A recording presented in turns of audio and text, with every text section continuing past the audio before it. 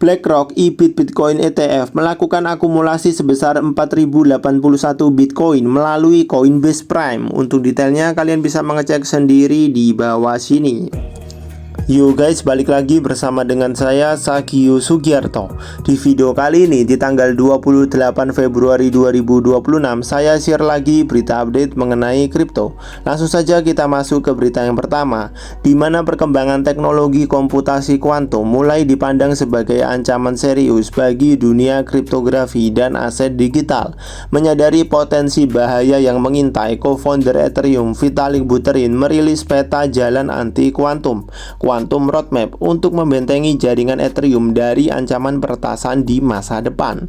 Langkah proaktif ini diambil untuk memastikan bahwa ekosistem kontrak pintar terbesar di dunia ini tidak runtuh saat komputer super canggih berhasil memecahkan algoritma enkripsi standar. Melalui unggahan pada platform X, Vitalik membedah dan mengidentifikasi 4 area krusial di dalam jaringan yang paling rentan terhadap serangan kuantum.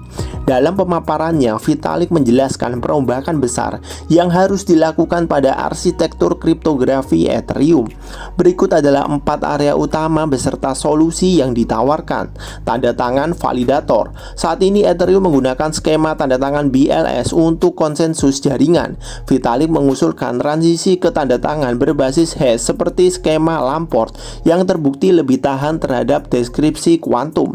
Kemudian yang kedua, penyimpanan data. Jaringan yang saat ini mengandalkan sistem komitmen KZG akan perlahan dialihkan menggunakan teknologi STAR, Zero Knowledge Scalable Transparent Argument of Knowledge, yang anti kuantum. Kemudian yang ketiga, tanda tangan akun pengguna. Standar kriptografi dompet kripto saat ini adalah ECDSA, beresiko tinggi dibobol oleh komputer kuantum. Pembaruan memungkinkan pengguna mengadopsi algoritma apapun termasuk kriptografi berbasis lattice yang aman dari ancaman kuantum.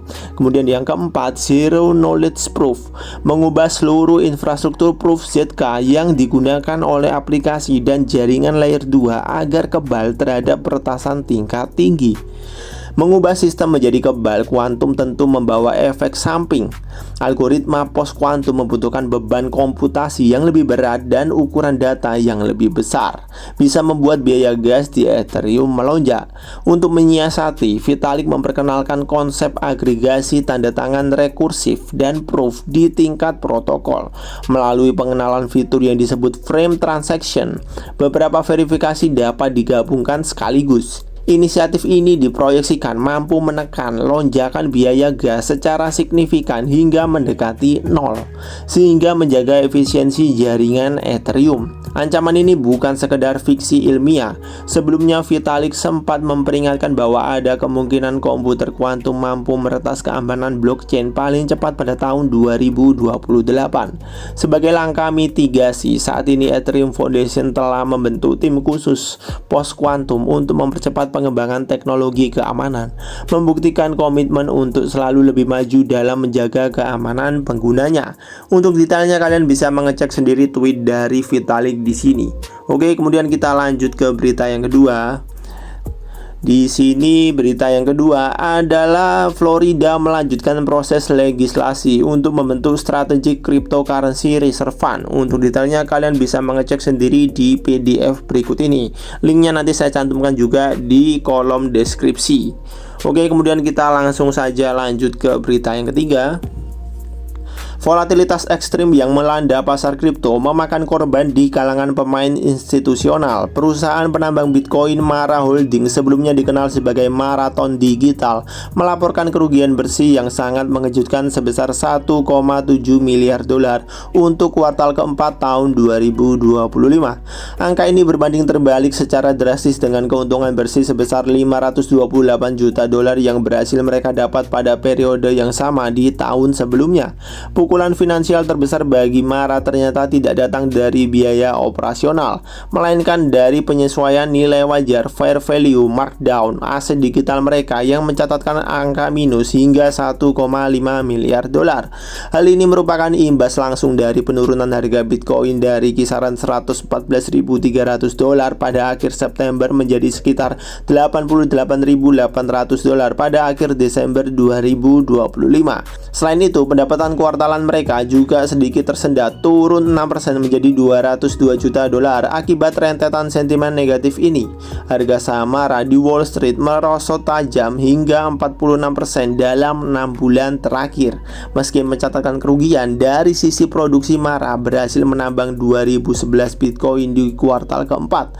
Perusahaan ini menutup tahun 2025 dengan memegang treasury sebanyak 53.822 Bitcoin yang bernilai sekitar 4,7 miliar dolar.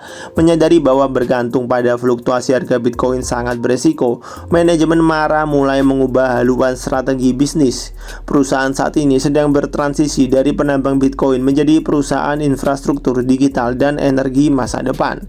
Dalam surat kepada pemegang sahamnya, MARA mengumumkan kemitraan strategis bersama Starwood Digital Ventures, bertujuan untuk menyulap lokasi pembangkit listrik mereka menjadi pusat data artificial intelligence (AI) dan high performance computing (HPC). Langkah hibrid MARA ini sejalan dengan tren industri mining saat ini, seperti yang dilakukan Hut 8, di mana perusahaan mulai mendiversifikasi sumber pendapatan mereka ke sektor penyewaan komputasi AI demi menutup kerugian saat siklus bearish melanda. Untuk detailnya kalian bisa mengecek sendiri di sini. Oke, kemudian kita langsung saja lanjut ke berita yang keempat. Morgan Stanley mengajukan izin bank charter di Amerika Serikat untuk menyediakan layanan kustodi aset kripto. Untuk detailnya kalian bisa mengecek sendiri di Bloomberg. Oke, kemudian kita lanjut ke berita yang terakhir. BlackRock EBIT Bitcoin ETF melakukan akumulasi sebesar 4.081 Bitcoin melalui Coinbase Prime. Untuk detailnya kalian bisa mengecek sendiri di bawah sini. Oke, kemudian kita langsung saja lanjut ke data likuidasi dalam 24 jam terakhir. Kurang lebih ada sebanyak 102.975 trader yang dilikuidasi dan total likuidasi mencapai 292 juta dolar.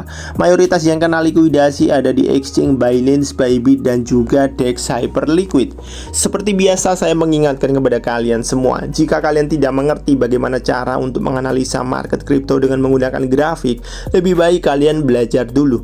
Setelah kalian belajar, maka kalian baru boleh mencoba untuk melakukan trading di market spot. Dan kalau kalian sudah sering cuan dari market spot, maka kalian baru boleh untuk melakukan trading di market futures. Hal ini untuk mencegah kerugian yang signifikan bagi kalian yang masih awam di dunia kripto. Namun jika kalian ingin lebih aman, maka kalian bisa berinvestasi saja di market spot, di mana kalian hanya perlu mempelajari aset-aset kripto apa sih yang memiliki fundamental bagus di dalamnya. Tapi jika kalian tidak ada waktu untuk mempelajari aset-aset kripto apa yang bagus untuk diinvestasi, namun kalian tetap ingin berinvestasi di dalamnya, maka kalian bisa mengecek di kolom deskripsi. Di situ saya cantumkan link ebook saya, di mana kalau kalian buka, kalian akan mendapati ada ebook top 10 aset kripto dengan fundamental terbaik. Ebook ini saya buat khusus buat kalian yang memang tidak ada waktu untuk mempelajari aset kripto, namun ingin berinvestasi di dalamnya. Oke, kemudian kita langsung saja lanjut ke kondisi market kripto hari ini di tanggal 28 Februari 2026. Kalau kalian lihat di sini, dalam 24 jam terakhir Bitcoin kembali mengalami penurunan sebesar 2%, yang mengakibatkan aset kripto yang lain selain Bitcoin juga mengalami penurunan. Ethereum, BNB, XRP, Solana, dan masih banyak lagi aset kripto yang lain juga kembali mengalami penurunan.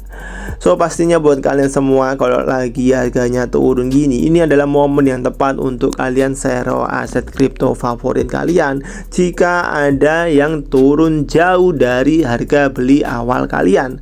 Namun jika penurunannya tidak signifikan, kalian bisa tetap menunggu. Kemudian buat kalian yang melakukan trading harian, maka kalian bisa mulai kembali untuk melihat aset kripto apa yang bagus untuk ditradingkan. Dan jangan lupa kalian jual kalau kalian sudah profit, karena kondisi market saat ini masih seringkali tidak menentu. Oke, mungkin itu saja video kali ini di tanggal 28 Februari 2026. Dan besok di tanggal 1 Maret 2026 saya akan share lagi berita update mengenai kripto dan juga kondisi market kripto. Jika kalian ada pertanyaan terkait aset kripto, kalian bisa bertanya di kolom komentar. Dan jika video ini bermanfaat buat kalian, maka kalian bisa share video ini. Saya Sagius Sugiarto pamit, see you in the next video and God bless.